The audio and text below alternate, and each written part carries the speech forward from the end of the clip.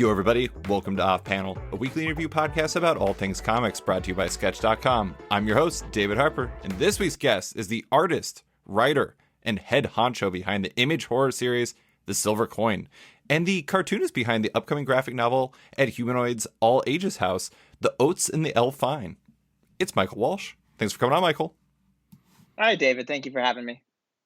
I've never been called a head honcho before. I'm going to put that somewhere on my Twitter bio. I was trying to think of how to describe your role for the Silver Coin, and I don't feel like artist really does it justice.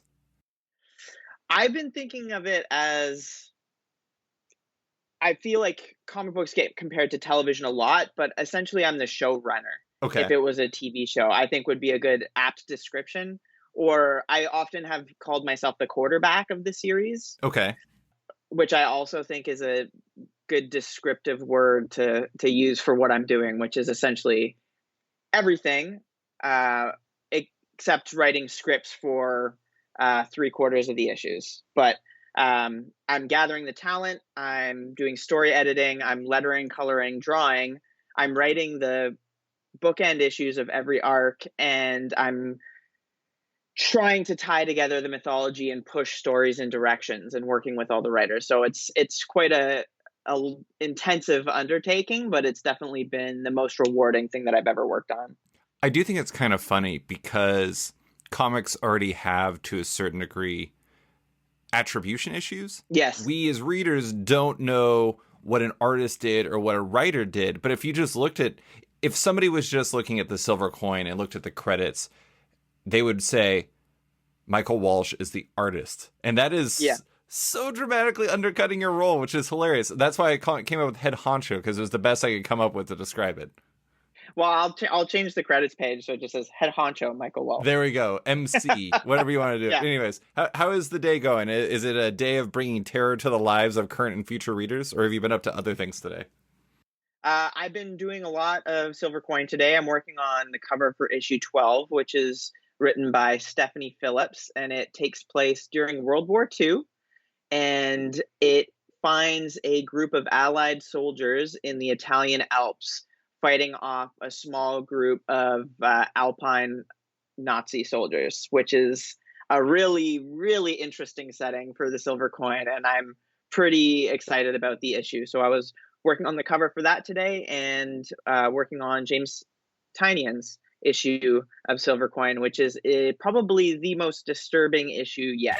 So James saw what everyone else had done and said, nah, I can one up them a little bit, I think. So it's been a thrill to work with James, because we've been talking about it for a long time, but he's really bringing something interesting to the table. And I think the thing that I am enjoying is that it's so different from his other horror books, and he's already such a well-established horror writer within the sphere of comics that seeing him kind of channel a different atmosphere to the horror that he's writing is really exciting and fun, just even as a fan of his work. I can't say I'm surprised that he's trying to bring it to another level. That just kind of seems like James's thing. If I can escalate it to another level, no matter what it is, that's what it's going to be. I don't think James half-asses anything. I think whenever he takes on a project, he really puts a lot into it, and it's not saying that 99% of creators don't put everything they've got into an issue, but I think James consciously is trying to bring something new and fresh to everything that he does, which is really refreshing. Do you think that there's a level of competition amongst those who end up writing on the series? Because each time you have this arc where it has, just for listeners that don't know, a quick spiel about what the Silver Coin is about. It's to boil it down to its simplest idea. I would describe it as an anthology of a sort, in which each issue tells a tale of terror in a shared supernatural world, with the common unifying theme being a cursed silver coin that seems good, briefly, but then ends up being really bad. Anyways, and then, writers step in for 4/5 of an arc before you kind of parachute in and write and draw the finale to each arc, which normally deepens the mythology and everything like that. But I do wonder whether, especially after the first arc, where it was, I think, Chip Zdarsky, Kelly Thompson, who What was the other Ed two? Brisson Ed Brisson and and Jeff Jeff Lemire. Lemire. Yeah, Yeah. yeah. Anyways, so those four, they probably didn't know, like they didn't know where the other one was coming from. But then when you have the second arc come in, maybe everyone knows what it's all about. Maybe there's like, I got to one up these guys. I got to have there's a little competitive vigor to it. There's definitely friendly competition within the email threads of the writers on each arc, and it's really fun to see and to get. There's a bit of camaraderie, I think, actually within the group, and I think because it's pretty lax and uh, it's very friendly and informal that it's actually kind of forming this nice small little community of people that have worked on this book, and I get to talk to everybody often. It's almost like we've got a Discord thread or group that's just the Silver Coin folks, and everyone's talking about horror and stuff, and it's really great. It's a really nice thing to be a part of. Yeah.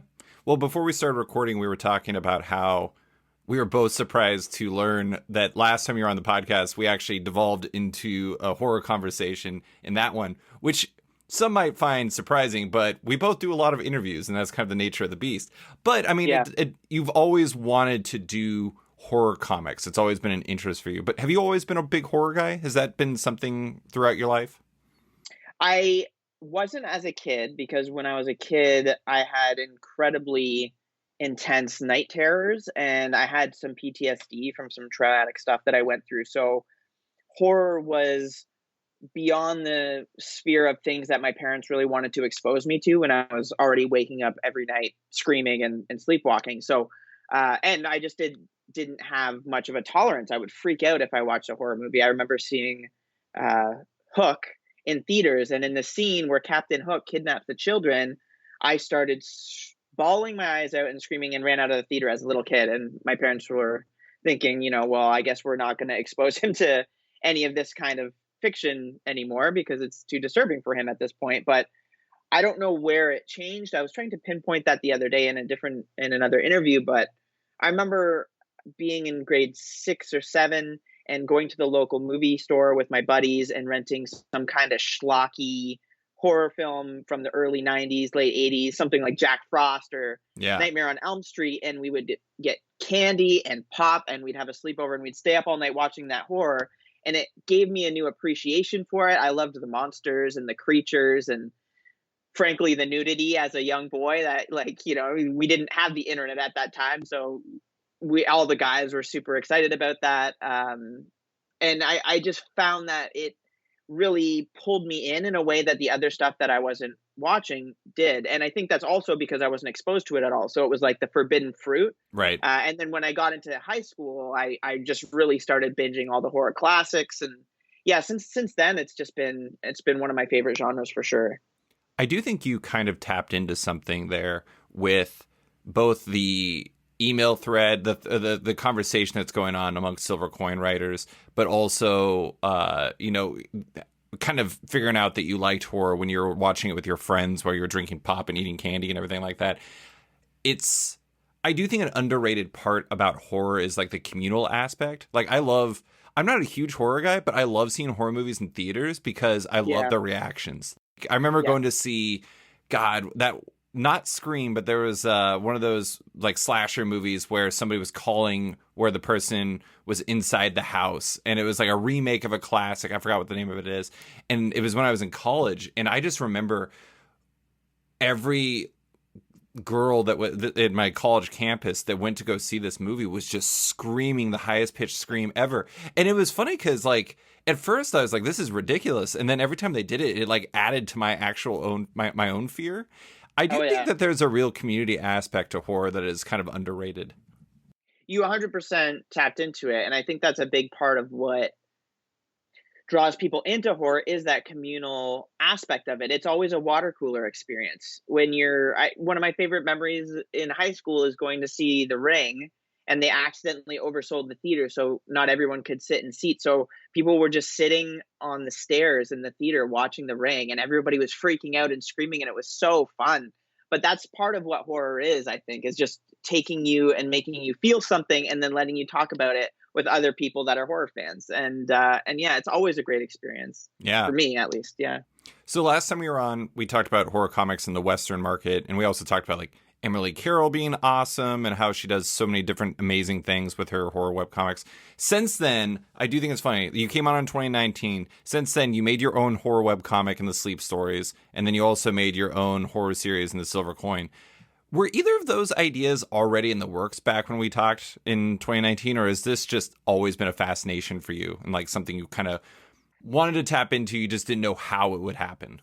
Well, sleep stories was definitely something that I've had in my head for forever, because I always had a desire to journal some of my real life experiences in comic form, and I never really pinned down what I wanted that to be. But since I had, like I'd mentioned, I've been having night terrors for my whole life, so that's something that I've already had been recording and journaling separate from my comics work. So they were kind of ripe to just be drawn, and they were visually, I think, pretty interesting. And some of the creatures I just wanted to take a stab at drawing. So initially, I just did a one-off story on Twitter for one of the sleep stories, and it really blew up. People loved it. And when that happened, I realized that there was probably an audience for telling more of the sleep stories, and that's when I started the website. But Silver Coin was really just a quick idea that came together almost immediately and was greenlit very quickly. I was wrapping up on Black Hammer Justice League, and I was trying to figure out what my next project was going to be. I had a few offers for work for hire on the table, but I knew in my head after Black Hammer Justice League and after building that relationship with Jeff that I wanted to do more creator owned work. And I also knew that I wanted to write some of my own work. And I was having trouble getting books picked up that I was pitching for me writing and drawing. I had pitched a few throughout that year while I was working on Black Hammer Justice League. And so I had this idea of doing an anthology style book where I would just grab a few of the writers that I had worked with recently, friends that I had already had a rapport with within the industry, and putting together some kind of small anthology book where I would draw and write some of it, and then other writers would write up as well. So essentially, I was hedging the bets in my favor that this pitch would get picked up when I sent it up to out to publishers. So first of all, I approached those five writers that are in the first, or the four writers that are in the first arc are the first people I approached. Luckily, everybody said yes. And then once they said yes, they were interested in working on this. I had to think of a way that would tie everything together, because I knew that I wanted it to be stories within the same continuity. I didn't want them to be completely disconnected.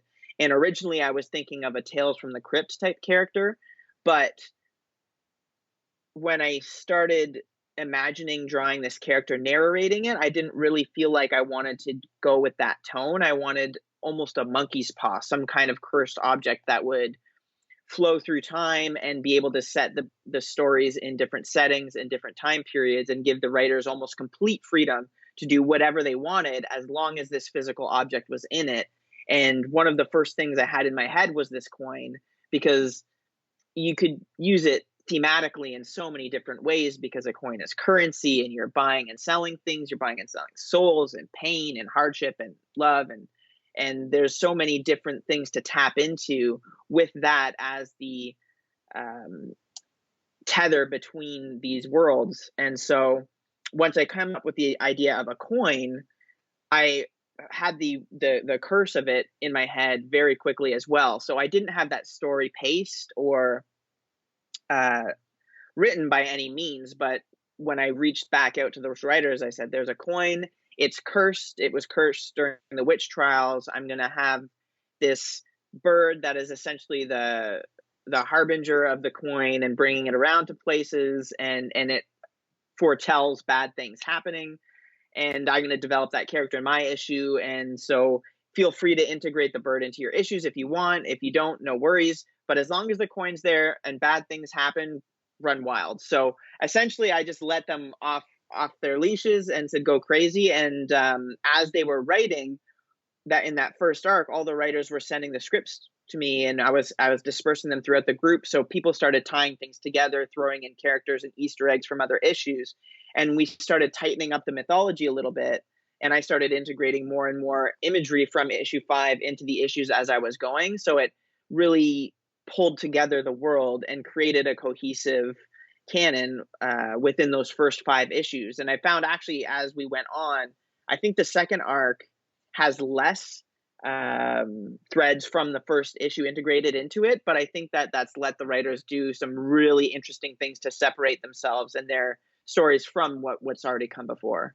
That's interesting. Now it makes me feel like I need to reread this because it sounds like something that if you read it as it's coming out, maybe you pick up on those details, maybe you don't. But if you read it again, you're going to pick up on these threads that you're kind of connecting either visually or in the text or the characters or whatever.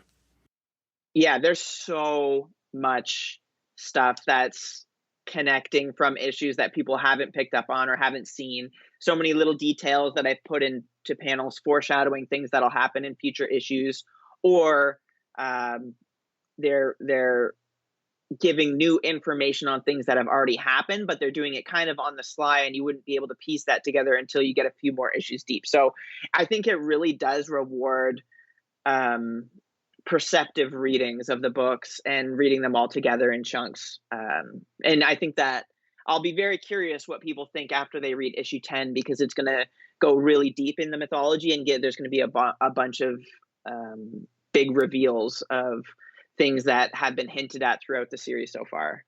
I personally blame, the reason why I actually haven't noticed these details. I personally blame your art, because in the first issue that you did with Chip, I was so upset about, I don't know why. I told you this before, I'm pretty sure, where the guitar player, the guy who has the silver coin, is playing his guitar, and as he's doing it with using the coin as a pick, as he's doing it, his finger just gets you have this one shot of it just basically getting decimated by the guitar string.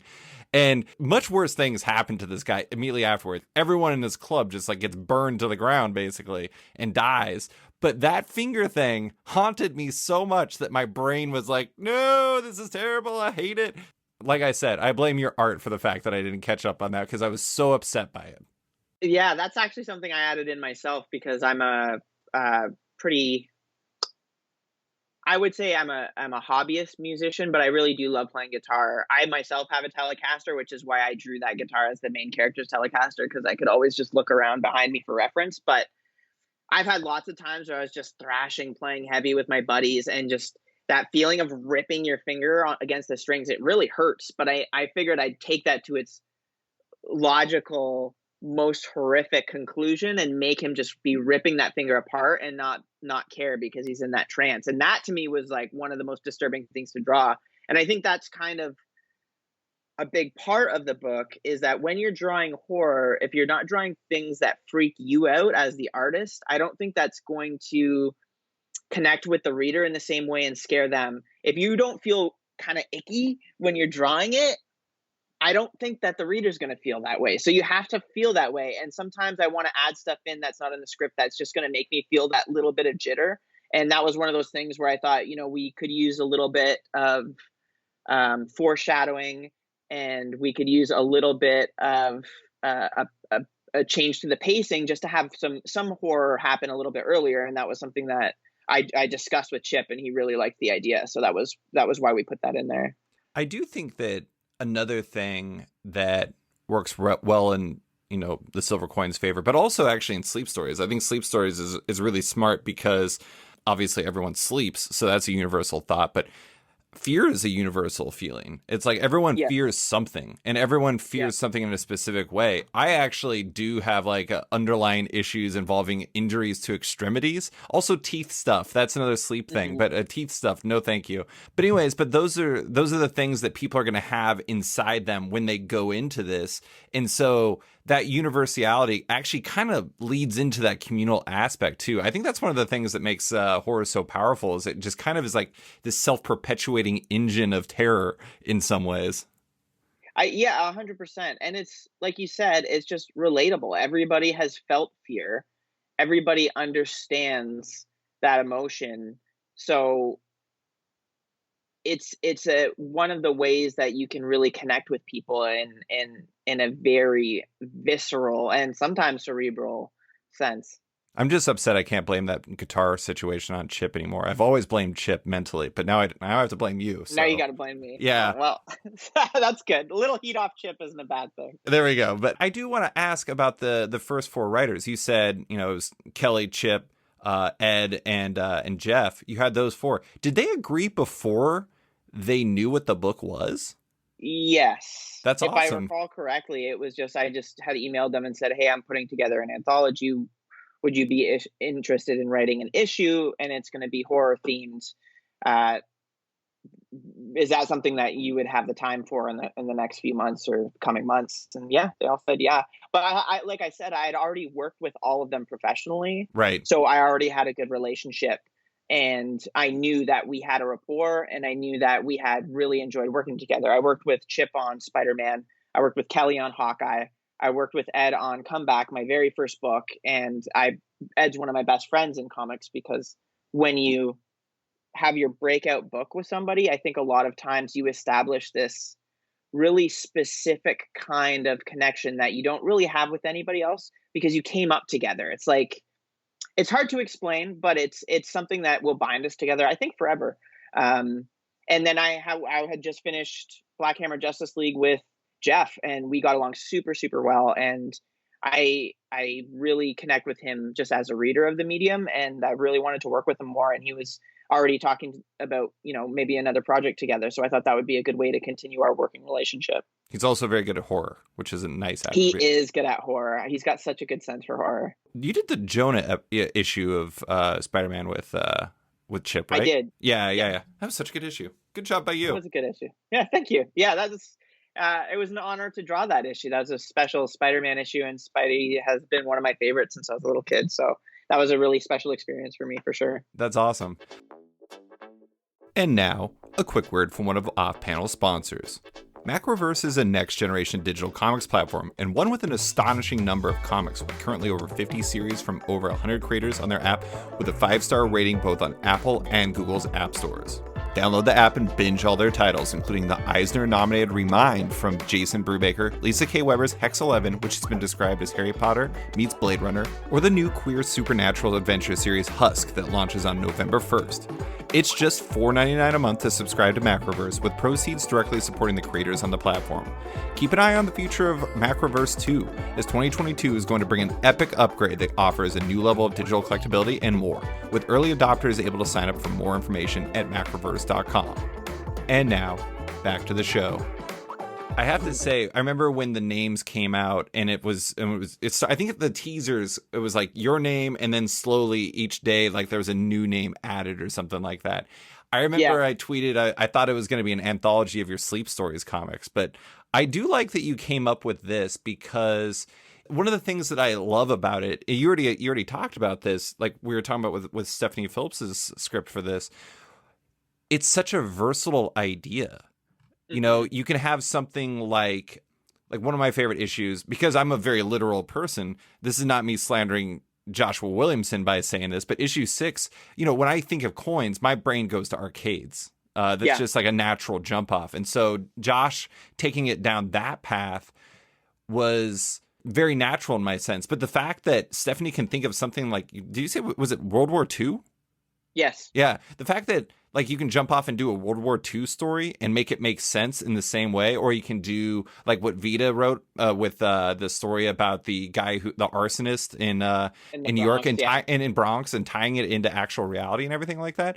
That is such a versatile monkey's paw, as you put it, and it is really interesting because in some ways, while you do have your kind of lore at the core of it, with your, every arc ends with your story where you kind of enhance that, you could, I mean, in theory, if you had the results, you could do this forever.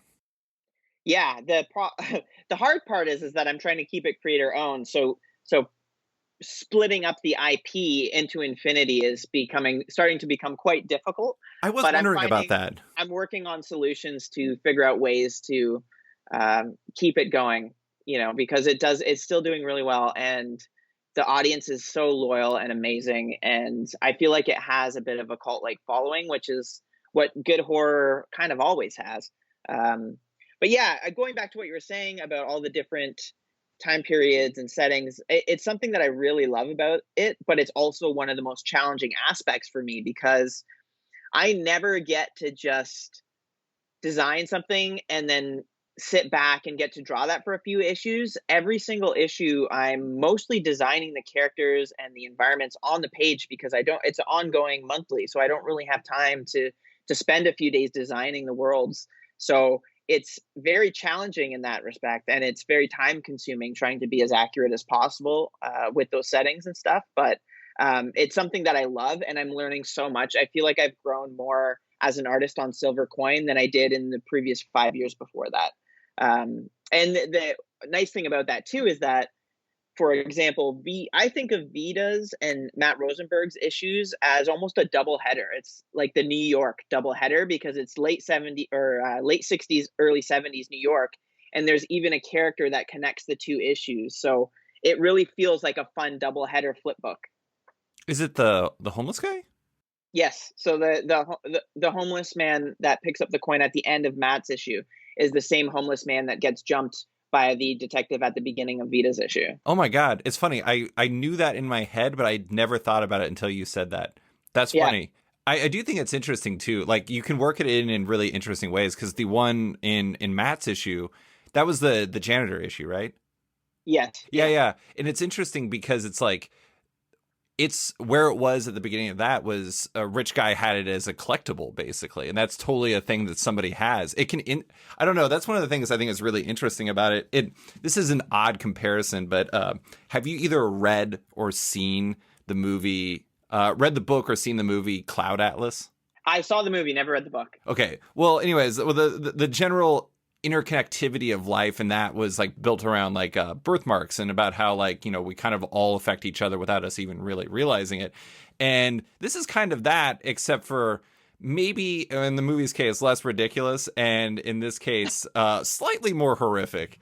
But it does show that there's all this overlap that you don't really think of. That I don't know. It is really fascinating. Now I really got to reread this whole series. Butterfly effects connections for sure. Yeah. And there's going to be in the future more characters that reappear because I'm trying to figure out what I should say without spoiling too much about Arc 3 and issue 10. But there's characters that have the coin for long periods of time that have been established in previous issues that we haven't really got much about what they were doing with that coin during that time. Right. Specifically, there's a character that we know has the coin for about 6 years. So I'm looking forward to really getting into the dirty of what that person has been doing with the coin in that time. I'm fascinated by that because that person either has like unbelievable fortitude, given what we know about the experience that other people have had, or they had one hell of an up and down 6 years. Well, we'll see. I think that after issue 10 comes out, you'll see a little bit of what the coin's goals are, if it's sentient or not, and I got it. Big lore. Yeah. It's tough. It's tough. I mean, that's one of the interesting things is reading the first 4 issues. You wouldn't necessarily think that there was going to be lore. It was just, you know, it was a silver coin that was extremely unlucky, but also very appealing to the person who gets it.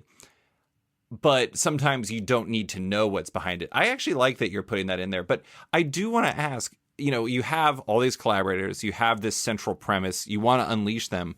But is it important to you to make sure that you like mix up the ideas and timelines at the core of these stories so you don't repeat beats? Because, you know, great minds think alike. Sometimes there's overlap. Is that part of your role as the head honcho, is to like make sure that everyone is kind of flowing in the same direction without overlapping too much, if that makes sense?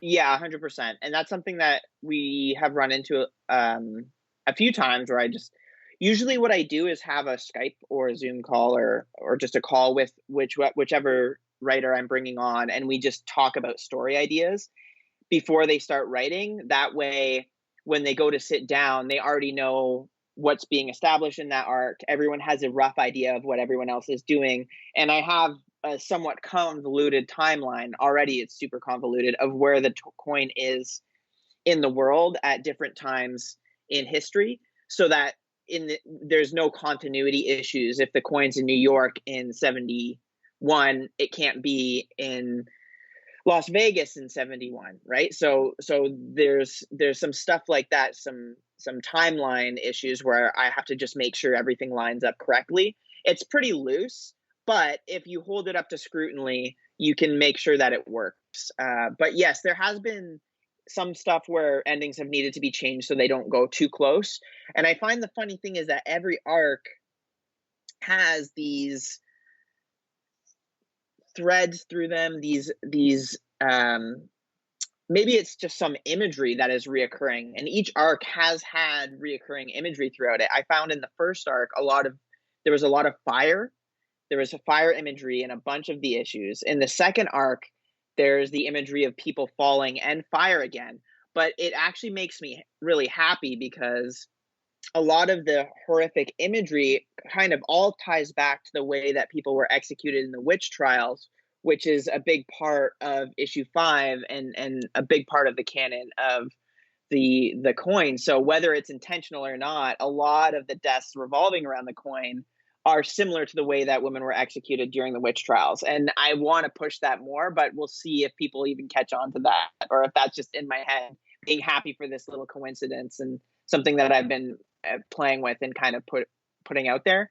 But there are definitely some thematic imagery in arc 3 that you're going to see throughout the issues as well, even though they're in completely different settings. I think that the issues in arc 3 really feel the most diverse of all of the issues so far, although I think that Rom's issue really does feel distinct from the Pact because it does so much with Aztec mythology, which I loved, and I think that's it's really fun to bring that into the mythology and to maybe start thinking about other mystical objects that we can play with within the realm of the coin. Kelly's was a future one, right? No, Kelly's was the camp. Oh, And Jeff was the future. Jeff Lemire's was the future one. Yeah. Yeah. The future one was definitely, I mean, Oh, true. By nature, it has to be like way different than the rest. It is interesting. Besides Rom's one, I would say that the other three almost feel kind of like just era family. Like they felt connected and like they felt like they were kind of around the same time, even though like that might not even be true for the arcades because it just feels like a part of an era to me. But okay, so you had the initial quartet who you all had obvious connections to. Mm-hmm. From there, I'm interested in two things. First off, have you had writers approaching you for this? And second off, how do you determine which writers you partner with? I've had a lot of writers approach me. I've had a lot of people, even just on social media, approach me about it. But I'm just approaching people that I think would work for whatever story we're telling or whatever arc we're on, or that go together, even that feel like if I bring these writers together, they're going to tell an interesting story, and they're all different enough that every issue is going to have a different feel to it.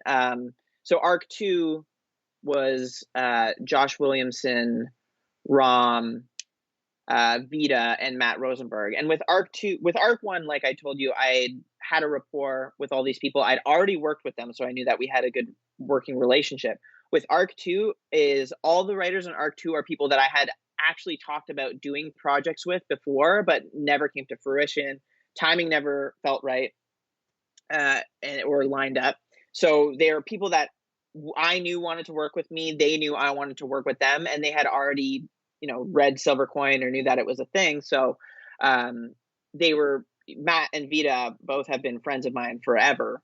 Ram is somebody who is a newer friend in comics, but whose work I adore and respect tremendously. And Josh is someone that is a longtime friend as well. And I've been talking to Josh about working together on something for years, and it just has never lined up right. So that's how I picked the writers for the second arc. And then third arc is all, again, just people that I've wanted to work with and haven't really had the opportunity. I think Pornsak is like one of the most interesting voices in comics, period. And he hasn't really written that much. So I love that Silver Coin is only maybe the third or fourth thing that he's really done in comics and in terms of his writing. And he is such an interesting voice. And I think his issue is really going to floor people. It's really interesting. The format, the narrative structure of it is pretty incredible. Honestly, I think it's one of the most interesting things, I've read in a while. And so the third arc is Stephanie Phillips, Pornsak, Pete Sheshote, and Johnny Christmas. and James Tynion, and they're all just, amazing people. James is one of those writers who I read everything he does because I think he's just tremendous. I think Johnny has such a good voice, and he hasn't really done too much writing. He's a longtime artist, but all the books that he's written, like Tartarus, um, they've all been really great. And Stephanie Phillips, I grabbed her actually because I had read The Butcher in Paris recently. I had just picked it up on a whim, and I thought it was such a really cool book, and I loved that World War II setting. I thought she had the voices were so well written, and she had that kind of military thriller, historical thriller voice, so strong. And so I thought that maybe she would be someone that could do a cool old period piece. So I think actually when I reached out to Stephanie, I said to her, what would you think about doing something set during World War II, or set something historical? Because I'm a huge fan of Butcher in Paris, and I thought that you would be such a good voice to tell that story. So I already had in my head that I thought she would be good. And what she came up with is just, I think it's going to be one of the most fun issues of Silver Coin. And I've already wanted to draw a horror story set during one of the wars, like a military story, for a while, because I think it's a fun setting to draw. I like drawing uniforms actually, and I like drawing fabrics and stuff. So I think that those characters are really interesting to draw. And the bleak snow setting is always a good thing for horror as well. I have to say, I was curious as to whether or not you had like pitched any ideas to people, because that makes sense. It's, you want to find something that works with each person. I also have to say, I'm not surprised that people have reached out, because it strikes me as the type of comic. It feels very free, because you just have this core idea that unifies everything. It's like by reading it, you almost kind of come up with your own ideas. I don't, because I'm not a writer, but I imagine writers Right. do that. But yeah, it makes sense that people would want to parachute in. I am interested in the art side of things, though. Like, you've mentioned that you kind of have these unifying elements that work in throughout the entire series. Are those things that are core? Okay, I'm trying to think of the right way to phrase this. They're like kind of like your own touchstones to the narrative that aren't necessarily important to the story, it's showing up in, like the crow you're talking about, the bird, the raven. No, I guess I'm trying to figure out if this is the type of thing where you can kind of slip in your own details beyond what the writers want. Yeah, 100%. And I believe that most writers that become involved in it already see it as almost an artist-focused project, I think, where every single script I've gotten has been prefaced with a paragraph from the writer that says, hey, Michael, this is your thing, and I want to make sure that you feel that you can make changes where you need to, and the script is malleable. There's been no kind of sense that I couldn't really move things around to fit the overarching narrative of the book or the overarching feel of the book. So it's been really, really collaborative in a way that even other creator-owned books I've done haven't been, which is really nice. And every writer has been on the same page that way. So, if I think something works in the story and it's not in the script, then I just will approach the writer and say, hey, could we throw this in here? It'll pay off in a few issues and it doesn't get in the way of anything you're doing. Or sometimes if the script is already so tight and I don't really want to mess around with it too much, I'll just leave it be and I won't change anything. It's so situational. But yeah, I do think of that little imagery that I'm throwing in here and there as almost the invisible glue that binds the project together and makes it feel part of a whole. This is your own. I mean, it's not that you haven't done a creator-owned book before. You mentioned Comeback earlier, like that was your very first project, but this is really your own baby. Like this is other people coming in to babysit from time to time.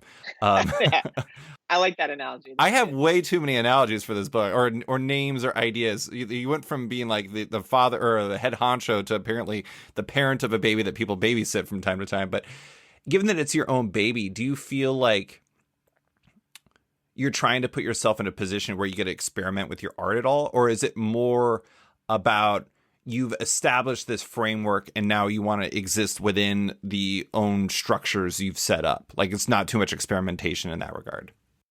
I do experiment mostly because I can't help it, because I think there's a few different types of artists, and there's artists that they find a way of working, they find a style, whatever, and then once they find that and establish that, they work within those constraints and thrive doing so. But for me, I'm always trying to use new tools, push myself, render things differently, make different stylistic flourishes. So every issue, I'm kind of doing something a little different and feels a little different. And it's even influenced by what music I'm listening to, or what, what brush I'm using, or if I'm just doing the issue all digitally because of time constraints. So yeah, I try and bring something new to every issue and learn and change and edit the way that I work.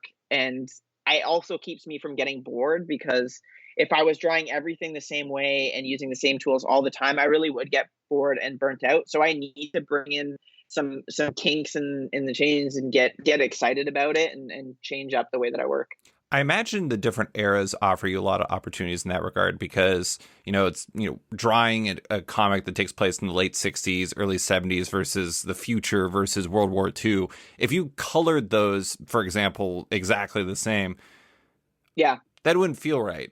And so, like, you're kind of putting yourself in a position where because you're working with different partners who have different ideas of where this story should take place or when it should take place, you're kind of forced to constantly change up, which is pretty cool.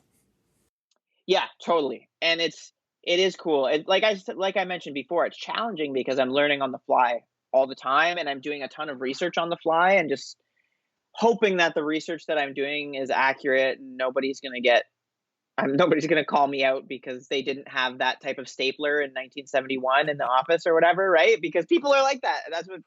But comic fans will always find the details. They will always find Yeah. the details you missed. I mean, mostly for superhero stuff, but at the same time, they'll find a way.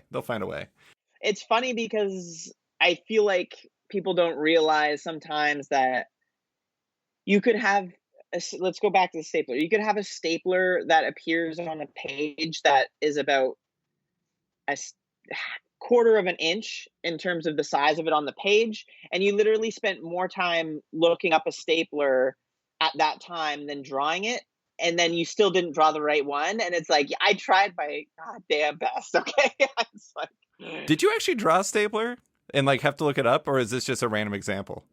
I don't think I drew. No, you know what I drew was a typewriter. Okay. I drew a few typewriters in that issue, and I drew there was an intercom that I was trying to figure out if they had at that time. That issue I had to do a lot of research for that issue, actually. That one and the both of those New York issues, because I feel like they are set in such a specific time in American history that people are very familiar with, and I think that some readers were even alive during that time or have memories from those times. So I tried my best to be historically accurate as possible, but still maintain some fluidity and cartooning and some fun with it, because I think when you really get buckled down or tied down with those nitty-gritty details, sometimes the work lacks a little bit of energy. Yeah. That's just my opinion. Oh, I 100% believe that. I will say one consistent element I really like is how you approach the covers, and just having kind of, I'm not saying they're all the same, but just kind of the same framework. It's a very striking framework, kind of having a not a single element, but like a singular focus element with the black background and everything like that. Having that is both striking and it's also pretty consistent. And so it's like it stands out, but then on top of that, it's silver coin. In its own way, it kind of reminds me of like what Saga does, where Saga's always got a different single color background with this image on it. Yours is just always black. Yeah. I kind of went back and forth on that at the beginning, actually. I had so many different ideas, and it's so hard to do a cover for a new #1 book. And at the beginning, we weren't even sure if Chip's or Kelly's was going to be the first issue. So I was putting a lot of pressure on myself. And I think originally I was maybe thinking of Chip's going second, and I drew his cover with the guy playing the guitar looking over. He looks really disturbed, and with the stark black background. And I just thought that it was a pretty striking image, even though it doesn't say a lot about what the book's going to be in the long term. I think that for some reason, people just love music. They love rock stars. They love guitars. And there's something creepy about the expression. So it's alluring. And once that cover was finished, it kind of clicked that, well, I should probably keep this up thematically and do these black backgrounds so that if someone were to line up all the books, they would look like they're all part of the same family, which is great. And then the fun thing about that is that all the variant covers have been so wildly all over the place that if somebody wants something a little bit different for their bookshelves or for display, they can grab one of those variant covers by one of the amazing artists that I've been lucky enough to get to tackle those. I actually don't think I've seen a single variant. I have two. I have the silver coin in my pull at my comic shop, but I have one rule that's established in my pull box: no variants. I'm a no variant guy. I'm all A covers. I don't even know why. It's actually, I do know why. It's because sometimes variants are great, and sometimes they're just something super random, and I'm like, I just rather stick to the one that's like the A cover. So sadly enough, I don't know that. But anyways, well, I did want to bring up one thing that happened in like the first arc. I know you had a car accident that made it more difficult for you to work on the art, leading to Gavin Fullerton, excellent artist, Bog Bodies, great book, him and Declan Shalvey. He helped out for a minute. How are you doing now? Are you fully operational and feeling better? I am, yeah. I'm fully operational. I think I'll always have, my back's just not going to be as strong now. Like I had pretty bad whiplash and my back issues after the accident.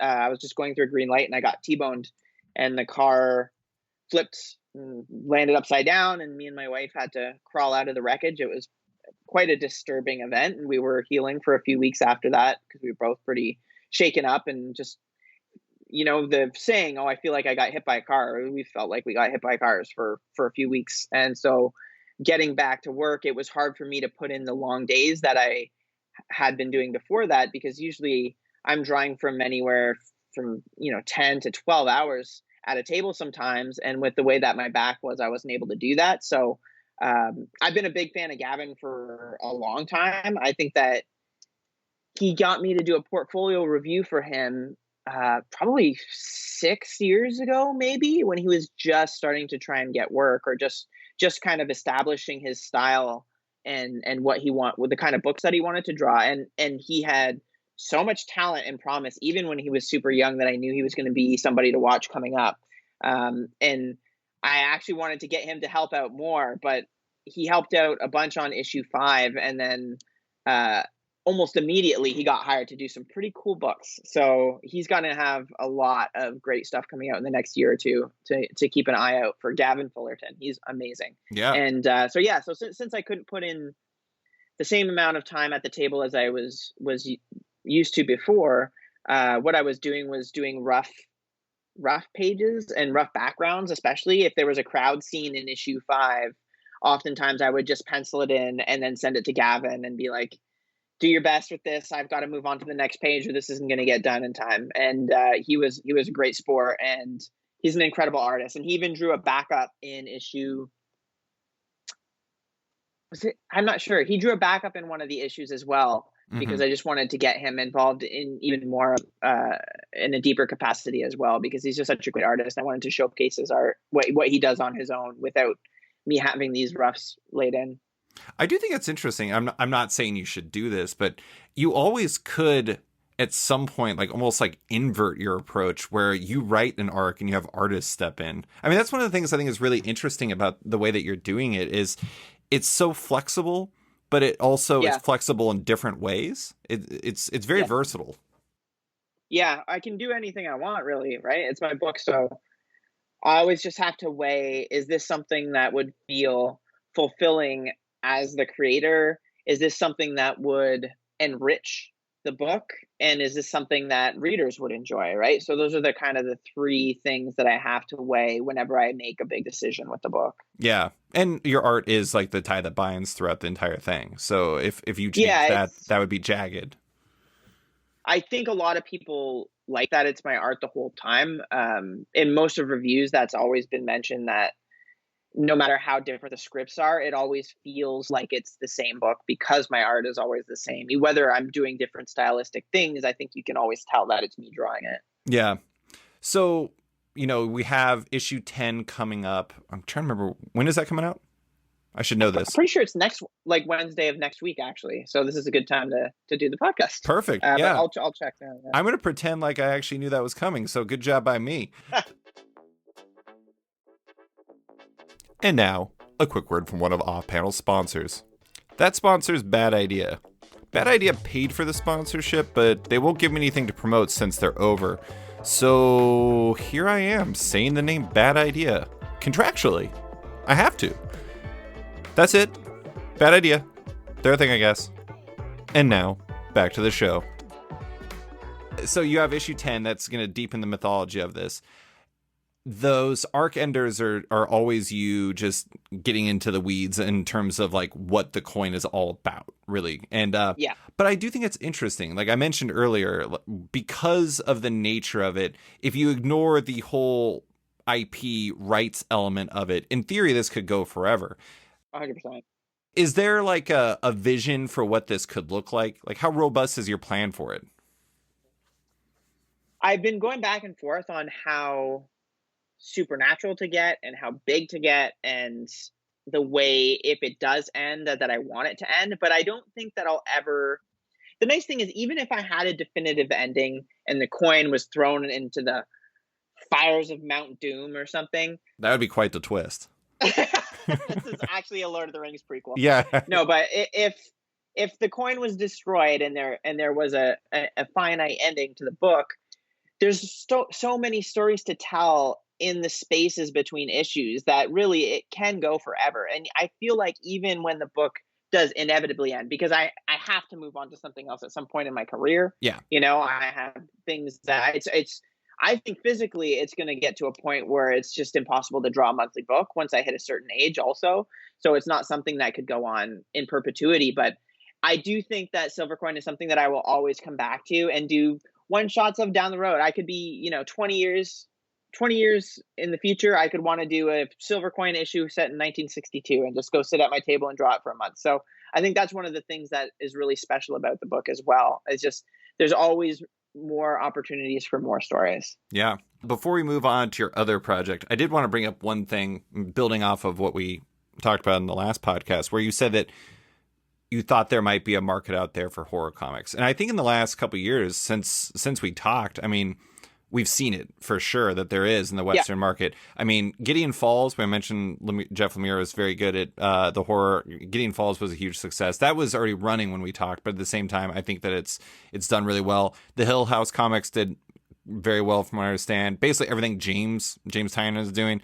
Blue and Green from ROM, any number of other titles, they're doing really well. I'm interested in whether, were you right? Do you feel like that it's proven, both in your experience with Silver Coin and over that time, that there was a market out there for this type of thing? I 100% was right. So I do Toot your horn. I do feel a bit vindicated. I've been saying for years that the Western market will support horror books. Like there are enough readers out there that want this kind of story, and it's so visible in the movies that come out because there's more horror movies than anything else, and people still flock to the theaters to see them, right? It's an art form or a genre that people really connect to, and there is overlap with people that read superhero stuff can read horror, and superhero stuff is still some of the best selling in comics, but there's also the whole scholastic book fair type market where the all ages stuff is doing incredibly well, Raina Telgemeier. But I think that Silver Coin and a lot of horror also appeals to that audience. So there's not necessarily like the young version of it, but the indigo people, the people that are going to go into a bookstore and buy a Stephen King book might be interested in a horror comic as well. So there's a huge market and broad appeal to horror, and I still think there's going to be even more. And I think that in the next few years, I know about books that are happening, and I have talked to writers and artists that are actively working on horror stuff. I think there's is still going to keep growing over the next few years. But I've been telling editors this for a long time, but it took me doing the book for anybody to listen, right? Michael Walsh was right. There you go. I think that, we talked about this last time. Manga has always been deep in the horror well. And like manga is the biggest thing in comics right now, like by far. And if you could attract those readers because you're telling a story that is familiar to them or attractive to them, that's massive. And I think that's really meaningful. I did want to, last question with this book, I did want to ask, I'm reading it in single issues. And I think it's interesting because it feels very designed to favor episodic single issue reads because each issue is its own flavor completely before it builds up to that crescendo. Do you Hmm. feel like trade waiters have responded well to this series as well? Yeah, trades have sold really well, and people who have read it in that form have really picked up on the connection stuff, like the connective stuff that I'm putting in. So it really does. I don't think that there is any right way to read it. I think there's benefits of reading it both ways, because I do think that when you read individual issues, floppies as they come out, that story percolates in your brain a little bit more. I think if you power through the entire trade, the singular stories become less memorable, but the experience of reading the trade is enriched a little bit. So there's benefits to reading it either way, which is, I think, a good thing. You're just trying to get me to double dip, aren't you? Uh-huh. Yep. Yep. Double dip. Come on. You can do it. Everybody can do it. There we go. There we go. All right. Well, so we're going to talk about you incredibly, in case anybody thought that you were not busy enough, you also have a graphic novel coming in May at Humanoids, all ages imprint, big. It's called The Oates Yes. and the Elphyne. It's about a family, the Oates, who moved to Newfoundland, only for the youngest child of the family, Beth, to be abducted and taken to another world with only her siblings and surprise protectors able to save her. I read the first 30 or 40 pages. You sent me a copy. I didn't finish it because I had other things to read last night. I will finish it. The reason why I'll finish it, you asked me before what I thought of it. It's very good. It actually reminds me of, this is maybe an odd combination. It reminds me of Kazuo Kibuishi's Amulet, which is an amazing series. And also, before the ending of the book, Bridge to Terabithia, which I have no idea if either of those references mean anything to you, but anyways, the Bridge to Terabithia ends in a very dark place. This so far has not ended, or has not gone to that dark of places. I am interested in, like, what's the story behind this one? I presume it's been in the works for a while, and you weren't just writing and drawing this at the same time as the Silver Coin. I I actually was writing and drawing this at the same time as the first issues of Silver Coin, because how Image works is You have to have a bunch in the can. you have to have 3 issues in the can before you start soliciting. So at the beginning, I was taking my time on those first 3 issues of Coin and getting through Oates at the same time. So it's a project that's been in the works for a few years, but it's something that I conceptualized a long time ago. And fantasy is probably my other favorite genre. I think when I think about the things that I read and consume, horror and fantasy are both neck and neck, and it just depends on my mood. I think when I'm actually reading books, I read a lot of fantasy stuff. Right now, I'm tearing through the Elric of Melnibone stuff, and I had mentioned before to you that I wasn't exposed to much horror when I was a kid, but what I was exposed to was escapist fantasy, and I thrived on stuff like The Neverending Story and Chronicles of Narnia. And that when I found Studio Ghibli pretty young, Spirited Away was my favorite movie, and it still is probably my favorite movie. And I think Spirited Away might be one of the biggest influences on Oates and the Elphyne. So it's just something that I've always had fun with. I love those worlds. I love the explosion of creativity and the idea that you can literally do anything, and because it's a fantasy world, you can make it make sense in some way or another. So yeah, it's something that I've wanted to do for a long time. When I was a kid, I've mentioned before that I had some traumatic stuff happen, but when I was a kid, my sister was kidnapped briefly, and she was gone for a day before the police found her. And when she returned home, that was something that really affected our family, and it's something that I had been dwelling on a lot as a young man, and I'm sure that it plays a part subconsciously in a lot of what I do still. And when I was having those night terrors, my parents started telling me these stories before I went to bed, where I would rescue my sisters.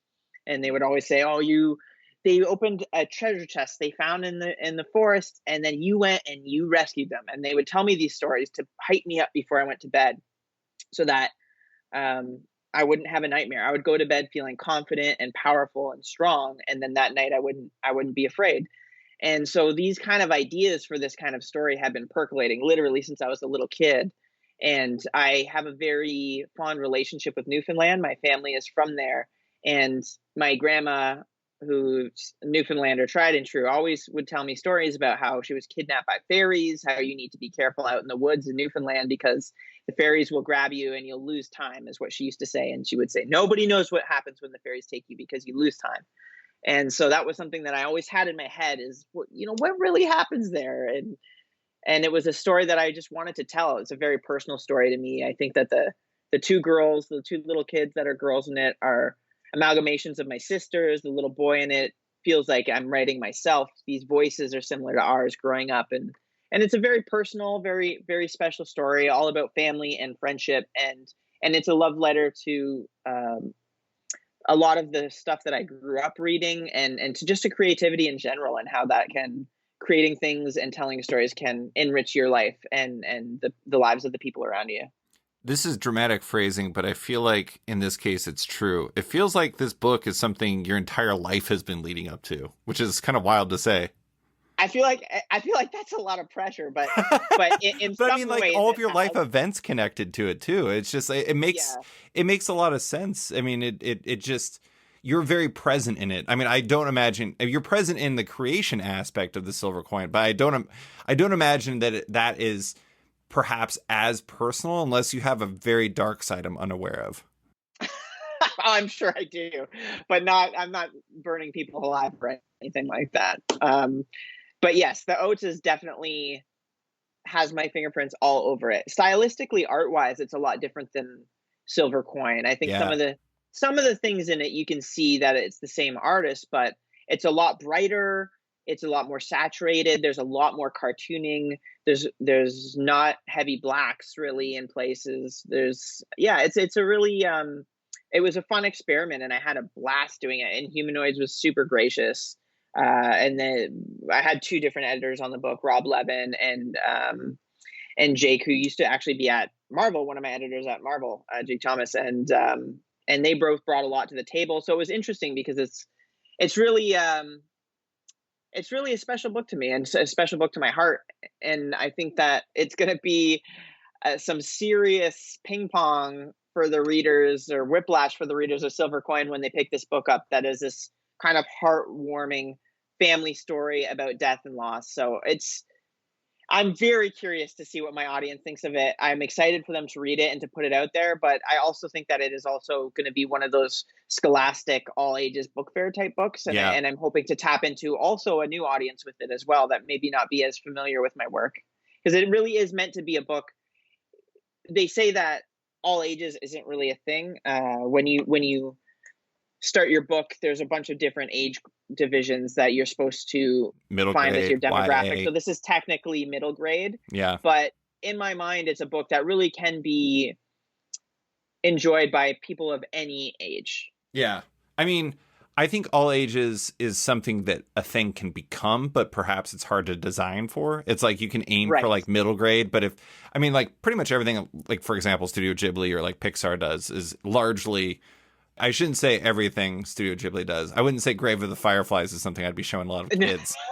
No, no. I don't even know if I was happy about seeing that, even though it was so well done. Oh, But God, what a heartbreaker. yeah, exactly. But anyways, but I mean, a lot of those achieve true all ages, but I don't think you can do that by like aiming for something like that.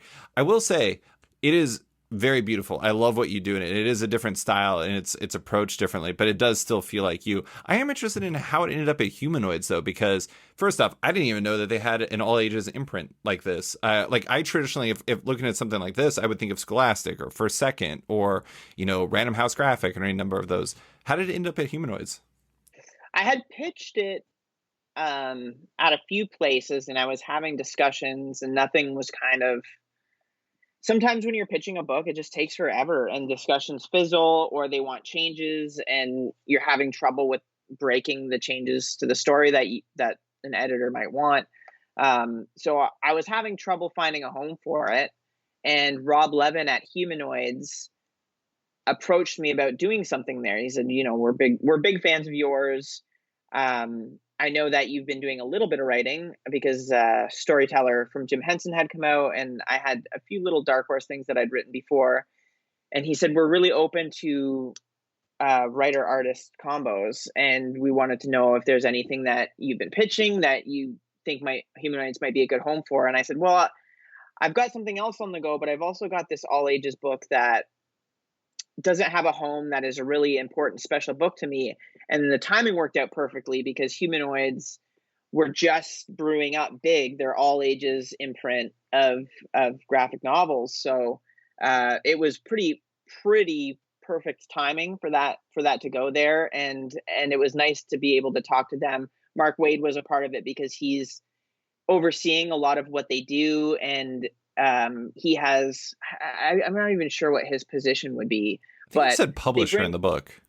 yeah, they bring a lot of the stories to him, and he has a little bit of input and insight into what works and what doesn't work. So it was really interesting getting insight from Mark Waid on it, and yeah, I think they were a great publisher for it. They've done a great job putting it together. The actual book design itself is really nice. It's this oversized hardcover with a silver inlaid title. I'm really excited to just get it in my hands and to talk about it more with people, because I hope it really connects with. I've always wanted to have a book that I could give to a kid at a con, because a lot of the work that I've done has been really geared towards an adult audience. And I do have fans that are kids, and I really I have nephews and nieces. I want to have my own family one day, and I really want to do stuff that appeals to that demographic as well. So having a book to give to people like that was really important to me for a long time, and I finally am able to do that, and to have it be something that I'm so connected to feels really nice. I have to say, as somebody who doesn't like getting bored creatively, being able to do a graphic novel in a completely different art style with a much different tone while you're doing the silver coin feels like a pretty good path to not becoming bored with your work. 100%. The funny thing is that you would think that because the style is simplified, that it would have been faster to draw, but it actually took a lot longer, because I think that when you simplify your lines and your rendering and your cartooning, there's less margin for error, because you can't really hide things in shadows. In Silver Coin, if I'm drawing something and I can't get a fold right on a sleeve, I can just decide to put the light source in the other corner and make that arm a silhouette. And I can make that solution in half a second. But you can't fudge drawing when you're doing it in that kind of simple style where you're establishing a lot with the colors and with the lines. So it was very difficult, and it's not a style that I usually work in. I think my lesson for it is to give myself a little bit more time if I'm going to draw in that style again. Yeah, yeah. Well, to close, I just had one personal question, one just larger view of things. I do think it's interesting. For a while, you were very heavy on the for hire side of things. You were doing, Black Hammer Justice League. You were doing, like you mentioned, the Spider-Man stuff, et cetera, et cetera. You did Secret Avengers, all these different books. Now you're very much in it's seemingly like a phase of doing your own things. Do you feel like you're sort of in a trying new things, focusing on building up your own stories phase of your career? Yes, I do think I am. I'm not turned off to work for hire in any way. I'm looking forward to doing it again, because it's actually much less stressful. Yeah. What happened with my career is that I did work for hire, and then I got in at Marvel super young, actually. I was quite young when I started doing Secret Avengers, and then I just didn't really have time to make career decisions for a long time. Every time I finished a project, I had an offer on the table, and I was young and in a long-term relationship, starting to think about building a family and building a life together. And the idea of good work falling into my lap over and over again, I just kept going with the flow. And there was never really a fork in the road in my career for me for a while there, for probably 6 or 7 years. It's just, I finished a project that had an amazing offer. I was very, very lucky. And I do recognize that that doesn't happen for most people. So I never really thought too much about my future. I just thought, I'm doing these projects. But I don't know what it was about working on Black Hammer Justice League. I think that maybe it's that Black Hammer is a creator-owned property, and that working on that book felt tangential to working on a creator-owned thing, and it just made me get the itch. I got the itch right as I was working on Black Hammer Justice League. That made me feel like I really need to get back into that creator-owned world. I need to start thinking about long-term projects where residuals are going to come in perpetuity if a book does well. And there's this weird balance where work for hire is great money right now, but if you really have a good hit and some kind of longevity to a creator-owned book, you can really build a substantial library and a long-term income, besides all of the creative reasons of doing, creatively fulfilling reasons of doing a creator own book where you're creating these worlds and you have a real different attachment to the characters and to the book than you do on a work for hire thing.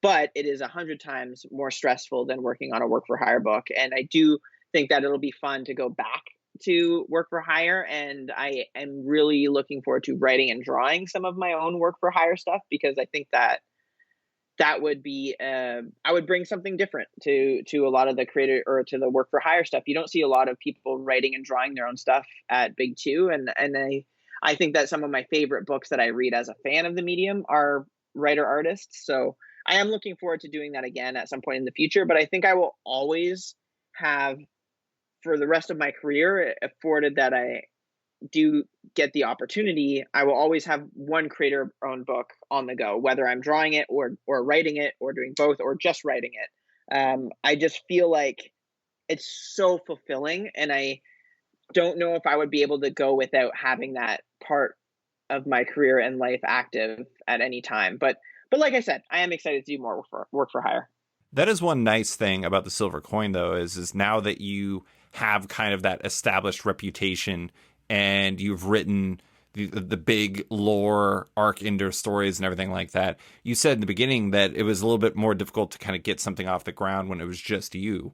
Now you've kind of established yourself a bit. Maybe it's going to be a little bit easier next time.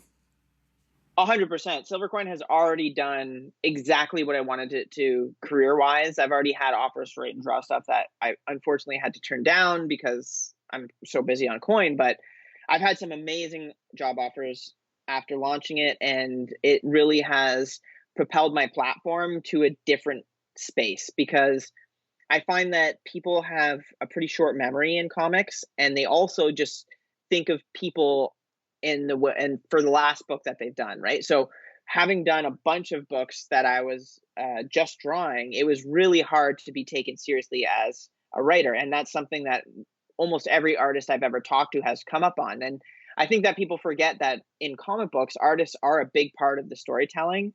And essentially every artist is really co-writing a book. They're figuring out the pacing, the structure, how every shot is going to look.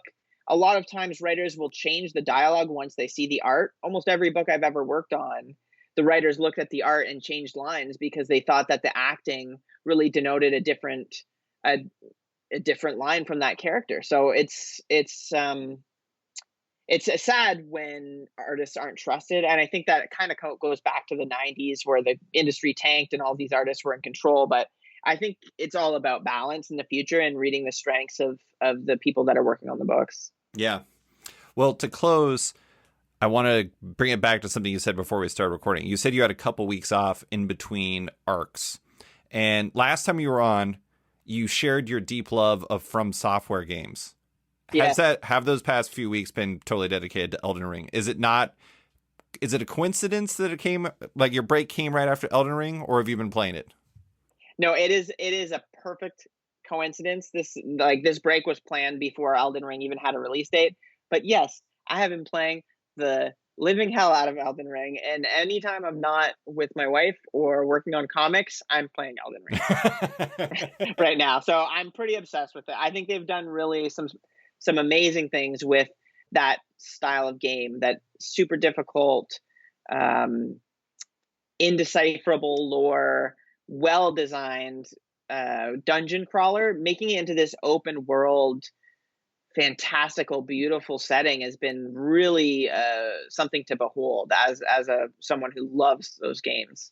I have a friend, a lifelong friend who I've always shared a love of video games with, and he has told me that he thinks Elden Ring is the best game he's ever played.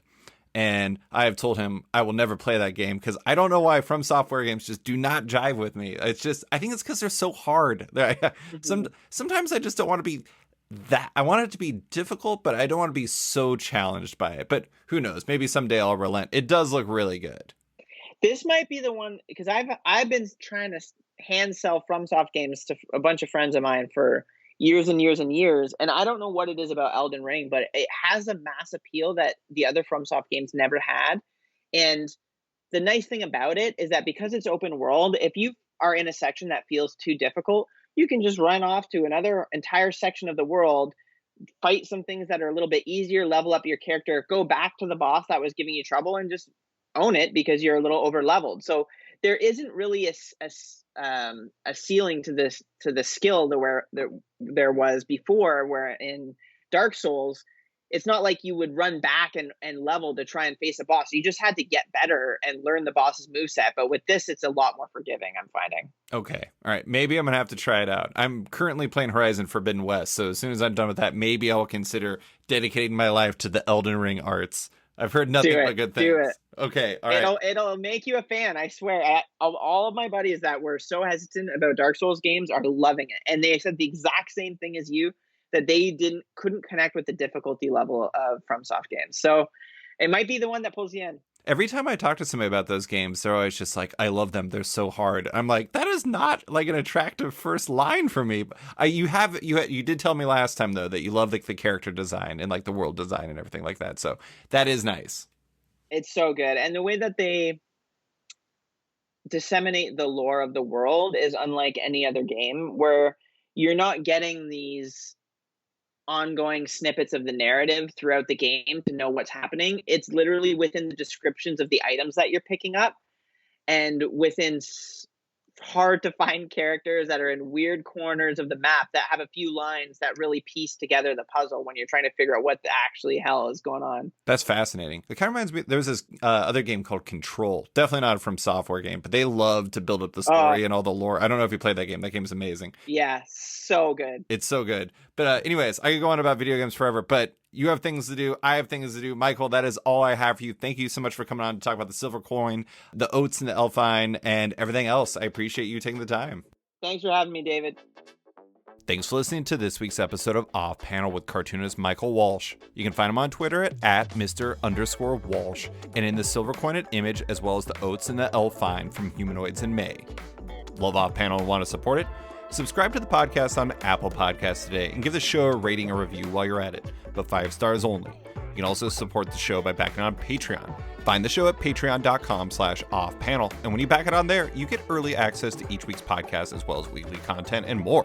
Want even more? Subscribe to my subscription comic site Sketched at sketch.com for long-form articles, interviews, and the rest of the site's content and its members-only forum. You can find Off Panel and Sketched on social media by liking it on Facebook at /Sketched. That's SKTCHD. Follow on Twitter and Instagram at SketchComic, or following me at @SliceFriedGold.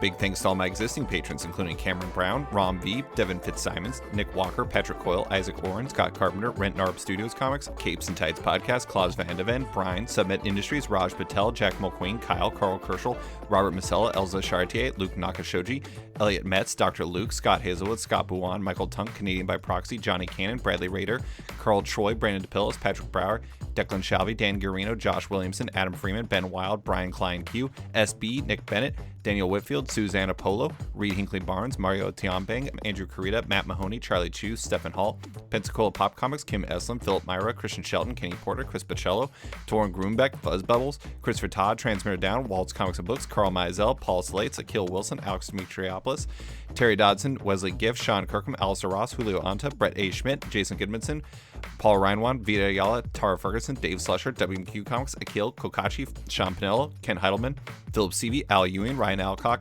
David Kelly, Robert Wilson IV, Nick Plato, Brendan Fletcher, Jonathan Nilsson, Matthew Groom, Jason Assey, Adam Bogart, Matthew Taylor, Nick Patera, Jacob Sorelli, Ford Gilmore, David Baraldi, Nick Hall, Bjorn Basin, John Hendricks, Steve Anderson, Ian Maxwell, Cliff Chang, Colin McMahon, Chris Palmer, Scott McGovern, Nathan Fairbairn, Kat McKenzie, Adam Highfield, Fiona Staples, Mark Abbott, Mike Murphy, Michael Shirley, Tom Barnett, Jim Demonakos, Norbert, Nick Lowe, James Kaplan, and Mission Comics Art in San Francisco. You guys are all the best. A quick thanks to Upright T-Rex Music, who wrote and performed Off Panel's theme song just for the show. Check out their music on Spotify because it's completely delightful. Thanks for listening, and tune in next week for another episode.